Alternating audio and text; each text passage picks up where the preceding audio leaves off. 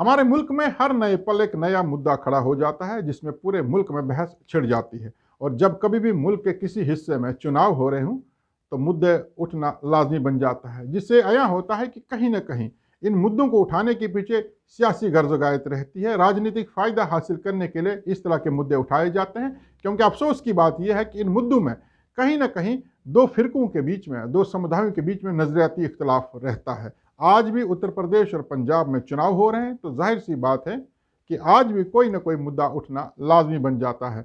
और आज जो मुद्दा देश में खड़ा हुआ है वो कर्नाटक से खड़ा हुआ है। ये मुद्दा हिजाब को लेकर के है। आखिर ये हिजाब कंट्रोवर्सी क्या है? फ्रॉम एडिटर्स डेस्क की आज के एपिसोड में हम इसी मौजू पर बात करेंगे और ये समझने की कोशिश करेंगे कि हिजाब कंट्रोवर्सी आखिर कैसे शुरू हुई। इसे हम आज कानूनी, मजहबी और सियासी नज़रिए से देखने की कोशिश करेंगे। मेरा नाम शेख नासिर है, लेकिन आज के मौजू पर बात करने से पहले मैं आपसे गुजारिश करूंगा कि अगर आपने अभी तक हमारे यूट्यूब चैनल को सब्सक्राइब नहीं किया है तो मेहरबानी करके सब्सक्राइब करें, बेल आइकन ज़रूर प्रेस करें। आप हमारे फेसबुक पेज को भी लाइक करें। हमारे फेसबुक पेज को लाइक करें, और अगर आपने हमारे यूट्यूब चैनल को अभी तक सब्सक्राइब नहीं किया है तो जल्दी से सब्सक्राइब कर दीजिए, बेल आइकन जरूर प्रेस करें ताकि आपको हमारी वीडियो की नोटिफिकेशन। हमारे मुल्क में जब भी चुनाव का मौसम होता है तो तरह तरह के मुद्दे खड़े हो जाते हैं।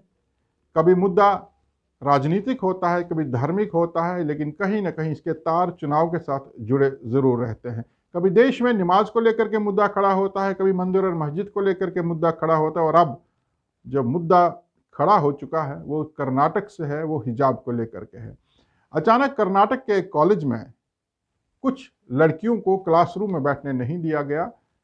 वजह यह थी कि उन लड़कियों ने स्कार्फ पहना हुआ था, उन्होंने हिजाब पहना हुआ था, और इसको लेकर के कॉलेज इंतजामिया ने उन्हें क्लासरूम में बैठने नहीं दिया। और जो तस्वीरें सोशल मीडिया पर सामने आई उनमें साफ देखा जाने लगा कि कुछ लड़कियां कॉलेज अहाते के अंदर सीढ़ियों पर बैठ करके पढ़ाई कर रही थी, यानी उन्हें क्लासरूम के अंदर एंट्री नहीं दी गई। लेकिन उसके कुछ रोज़ बाद उन्हें कॉलेज के गेट पर रोका गया, और सोशल मीडिया पर जो तस्वीरें वायरल हुई उनमें साफ ये देखा जा रहा था कि स्कार्फ पहने हुए, हिजाब में लड़कियां कॉलेज इंतज़ामिया से गुहार लगा रही कि उन्हें कॉलेज के अंदर जाने दिया जाए ताकि वो अपनी तालीम हासिल कर सकें।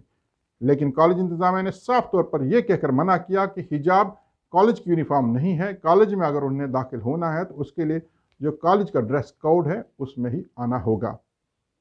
उसके बाद इन तलबा की तरफ से एहतजाज शुरू हुआ और ये कहा जाने लगा कि हिजाब हमारे धर्म में, हमारे दीन में रखना लाजमी है, इसलिए हमें हिजाब में ही कॉलेज के अंदर एंटर होने दिया जाए। उसके बाद अगर कॉलेज में इसी तरीके से लड़कियों को कॉलेज के अंदर हिजाब में आने की इजाज़त नहीं दी गई। आहिस्ता आहिस्ता एहतजाज का सिलसिला शुरू हुआ, लेकिन इन एहतजाज को काउंटर करने के लिए एक बहुत बड़ा जुलूस निकलता है जिसमें ज़्यादातर लड़के थे और जो अपने साथ सेफ्रॉन मफलर्स लेकर के एहतजाज में शामिल हो रहे थे और ये मुतालबा कर रहे थे अगर कॉलेज के अंदर हिजाब पहनकर लड़कियों को एंटर करने दिया गया तो वो लोग भी कल से कॉलेज में सेफ्रॉन मफलर लेकर के जो है वो दाखिल होंगे। जिसके बाद इन कॉलेज में पढ़ने वाली इन लड़कियों ने कॉलेज का ही एक डॉक्यूमेंट सामने लाया जिसमें लिखा गया था कि स्कार्फ पहनने पर कोई पाबंदी नहीं होगी अगर वो कॉलेज की यूनिफॉर्म के साथ मेल करता हो, यानी वो कॉलेज की यूनिफॉर्म के जैसे अगर हो तो स्कार्फ पहनने पर कोई पाबंदी नहीं है। और जो तस्वीरें सोशल मीडिया पर सामने आई उनमें साफ ये लग रहा था कि जो लड़कियां हिजाब में थी वो हिजाब भी कॉलेज यूनिफॉर्म का ही एक हिस्सा लग रहा था। लेकिन जिस तरीके से कॉलेज इंतजामिया ने और उसके बाद वहाँ की सरकार में शामिल मिनिस्टरों ने बयानबाजियाँ देनी शुरू कर दी तो ये साफ लगने लगा कि हिजाब पे एंट्री रोकना एक बहाना है, असल में पूरे देश में एक मुद्दा खड़ा करना है क्योंकि चुनाव का मौसम है। अब ये मुद्दा जो देश में खड़ा हो चुका है इस मुद्दे पर हम बात करेंगे और ये जानने की कोशिश करेंगे कि कानूनी एतबार से या मजहबी एतबार से या फिर सियासी एतबार से आखिर ये मुद्दा हकीकत में क्या है। अगर हम कानून की बात करें तो हमारे मुल्क का जो आइन है, जो कॉन्स्टिट्यूशन ऑफ इंडिया है, उसका आर्टिकल 25 जो हमें किसी भी मजहब धर्म को मानने, उस पर अमल पैरा होने की आज़ादी देता है, वो आर्टिकल ये कहता है, article 25 of the constitution of India guarantees freedom of religion to all persons in India.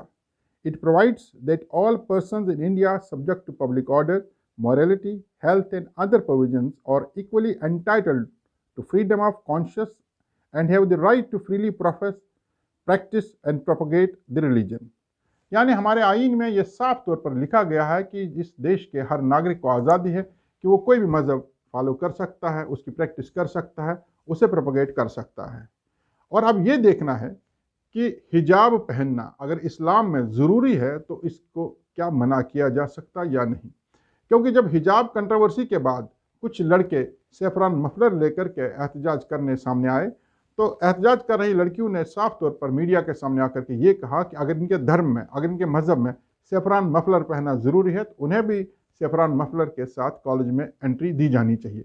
लेकिन जहाँ तक हिजाब का ताल्लुक़ है, सबसे पहले हमें यह समझना है कि किसी भी मज़हब में, किसी भी धर्म में कौन सी चीज़ें कंपलसरी हैं और कौन सी चीज़ें ऑप्शनल हैं। जहाँ तक हिजाब की बात है, देखिए इस्लाम में हर वो बात कंपलसरी है जिसका जिक्र कुरान पाक में किया गया है, जिसके लिए प्रॉफिट मोहम्मद सल्लल्लाहु अलैहि वसल्लम ने फरमान जारी किया हो। और हिजाब का जहाँ तक ताल्लुक़ है, कुरान पाक में अल्लाह ताला ने साफ तौर पर कि नसीहत नहीं बल्कि हुक्म दिया है कि हिजाब करना ज़रूरी है। कुरान पाक की सूरा नूर में न सिर्फ ख़वातीन के लिए बल्कि मर्दों के लिए भी पर्दा यानी हिजाब के लिए हुक्म दिया गया है। मर्दों के लिए कहा गया कि आप अपनी निगाहें नीची करके रहा करें और अपनी शर्मगाहों को हमेशा ढक करके रखा करें। ठीक उसी तरीके से ख़वातीन के लिए भी पर्दे का हुक्म है। ख़वातीन को भी कहा गया कि आप अपनी निगाहों को हमेशा नीची करके रखा करें और आप अपनी हुस्न को, अपनी खूबसूरती को, अपनी जीनत को हमेशा ढक करके रखें। और नबी पाक सल्लल्लाहु अलैहि वसल्लम के लिए भी ये फरमान जारी हुआ था कि आप अपनी तमाम बेटियों को, बीवियों को, ख़वातीन को ये हुक्म दो कि वो अपने आप को ढक करके रखें। गोया इस्लाम में भी हिजाब ज़रूरी है। तो जहाँ कॉन्स्टिट्यूशन हमें हक देता है कि हम किसी भी मज़हब, किसी भी धर्म का पालन कर सकते हैं, उसे प्रोपगेट कर सकते हैं, उसे प्रैक्टिस कर सकते हैं, तो इन हालात में क्या हिजाब पर इस तरीके से पाबंदी आयद करना जायज़ है? ये एक बहुत बड़ा सवाल है। और अगर हम इसे तारीखी पस मंज़र में जाकर के देखें तो अक्सर हमारे देश में इस तरह के मुद्दे अदालत तक पहुंच जाते हैं और अदालत में कई बार हुक्मनामे भी जारी हुए हैं। इसी तरीके से अदालतों के जो हुक्म हैं, इससे पहले जो हुक्म हुए हैं, उनमें से सुप्रीम कोर्ट ऑफ इंडिया के पास एक मुकदमा चला गया था जिसमें सुप्रीम कोर्ट ऑफ इंडिया ने 2004 में अंगद मार्गा सेक्ट जो होता है, जो सड़कों पर तांडव करते थे, उनके लिए सुप्रीम कोर्ट ने पाबंदी लगाई थी और ये कहा था कि आप सड़कों पर तांडव नहीं कर सकते क्योंकि तांडव करना आपके मज़हब में, आपके धर्म में लाजमी नहीं है।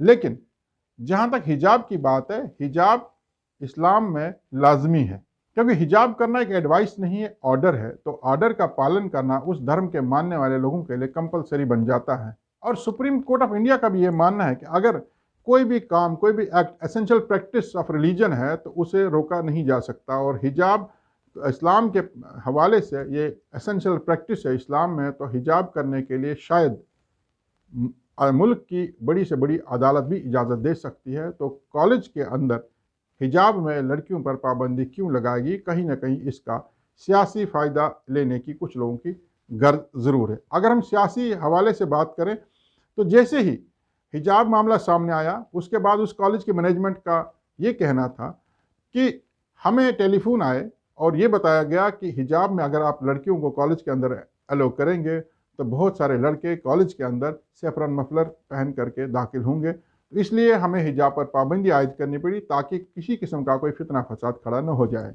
यानी सारा कुछ प्री प्लान था और देश में एक मुद्दा खड़ा करना था जिस पर बहस छिड़ जाए और लोगों का असली ध्यान जो बुनियादी ज़रूरियात को लेकर के मुद्दे हैं उनसे हट जाए और इस तरह के मुद्दों की तरफ चला जाए। जब भी चुनाव आते हैं तो मंदिर मस्जिद का मुद्दा खड़ा हो जाता है, जब भी चुनाव आते हैं तो हिंदू मुसलमान का मुद्दा खड़ा हो जाता है और अब मुद्दा हिजाब का है। हिजाब का मुद्दा चुनाव में क्यों? अभी तक हमने कानूनी एतबार से, मजहबी एतबार से इस मुद्दे को समझने की कोशिश की। अब हम ये जानने की कोशिश करेंगे कि आखिर चुनाव के मौसम में इस तरह के मुद्दे खड़े क्यों हो जाते हैं। देखिए, चुनाव जिन मुद्दों पर लड़ा जाता है वो मुद्दे विकास के मुद्दे होने चाहिए, वो मुद्दे डेवलपमेंट के मुद्दे होने चाहिए। लेकिन जब आपके पास विकास के नाम पर कुछ दिखाने के लिए नहीं है, जब आपके पास तरक्की के नाम पर दिखाने के लिए कुछ भी नहीं है, तो लोगों का ध्यान भटकाने के लिए इस तरह के मुद्दे उठाना ज़रूरी बन जाता है ताकि लोग आपसे ये सवाल न करें कि आपने कौन सी डेवलपमेंट की है। लोग आपसे ये सवाल न करें आज हमारे देश का जो औसत आबादी है वो बांग्लादेश से ज़्यादा गरीब क्यों है। आज हमारा जीडीपी दिन ब दिन नीचे क्यों जा रहा है? हमारे देश में ऐसी कौन सी चीज़ तैयार होती है जिसकी पूरी दुनिया में डिमांड हो? हमारा देश किस शोबे में आगे जा रहा है? इन सवालात से बचने के लिए, इन मुद्दों से लोगों का ध्यान भटकाने के लिए इस तरह के मुद्दे उठाना हमारे देश में एक अरसे से ये राजनीति चली आ रही है। लेकिन यहाँ पर आम लोगों को ये बात समझनी चाहिए कि चुनाव के मौसम पर इस तरह के मुद्दे जब खड़े हो जाते हैं तो इनकी तरफ ज़्यादा तवज्जो नहीं देनी चाहिए। हमारे मुल्क की ये खूबसूरती है कि इस मुल्क में सभी धर्म, सभी जाति के लोग इकट्ठे रहते हैं। इस मुल्क के चमन में हर तरह का फूल महकता है। ये इस मुल्क की खूबसूरती और हम सब लोगों की ये ड्यूटी बनती है कि इस खूबसूरती को बचाए रखना, इस मुल्क के गुलिस्तान को आबाद रखना। और इस मुल्क का गुलिस्तान तभी आबाद रह सकता है जब हम एक दूसरे के धार्मिक मामलों में कोई मुदाखलत ना करें, जब हम कॉन्स्टिट्यूशन में जो गारंटी दी गई है उस गारंटी का ना सिर्फ हम एहतराम करें बल्कि उसे ज़मीनी सतह पर लागू करने के लिए एक रोल अदा करें। हमारा देश तरक्की करेगा, हमारे देश में लोगों का ध्यान विकास की तरफ जाएगा, हमारे देश में लोगों का ध्यान गरीबी को हटाने की तरफ जाएगा और हमारा देश तरक्की करेगा। इस तरह के मुद्दे उठते रहेंगे, लेकिन हमारी भी आप लोगों से दरख्वास्त है कि जब इस तरह का मुद्दा उठता है सच्चाई, हकीकत को सामने ला करके अपना नज़रिया पेश करें और देश में विकास, देश की तरक्की की तरफ ज़्यादा तवज्जो दें। आज का एपिसोड देखने के लिए बहुत बहुत शुक्रिया। बहुत जल्द हम किसी नए मौजू के साथ फिर आपके सामने पेश होंगे। तब तक दीजिए इजाज़त। आप जुड़े रहे बोल्ड वॉइस के साथ।